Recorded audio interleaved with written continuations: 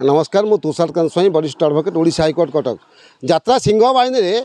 आम गोटे सीन बर्तमान बहुत भाइराल होची जो सीन रे जे कलाकार कान्हा जगन्नाथर प्रतिमा को प्रथमे थोइचंती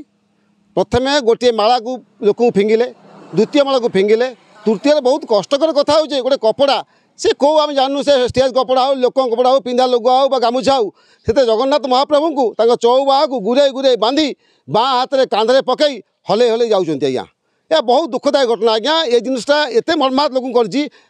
विशेष कर मत मर्माहत कर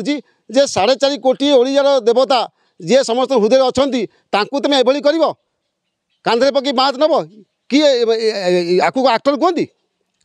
ए दृश्य एक्चुअली स्पृहणीय नुह आउ दुख लगुच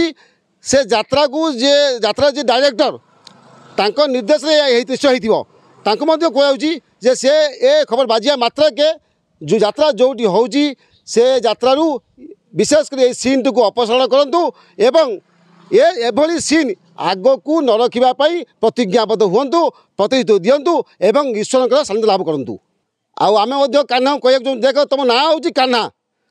तो ना हूँ ईश्वर ना गोटे कान्हा तुम भली लोकठू या केबे ओडियावासी ओडिशावासी आशा करती ना ओडिशावासी आशा भरोसा विश्वास को कुठारघात तुम कर आमे तुम अनुरोध कर कहूँ एजी करूँ ना एवं विशेष कर कहूँ 24 घंटा मध्य आसंता 24 घंटा मध्य 4.5 कोटी ओडिशावासी को तुम क्षमा प्रार्थना कर एवं पुरी जाई सपरिवार ईश्वर पाखे मुक्ति होई जगन्नाथ को क्षमा प्रार्थना करी आस हुए तो 4.5 कोटी ओडिया आपन को क्षमा देवे एवं आपन जीवन धन्य हेबो। Press the subscribe button to stay updated.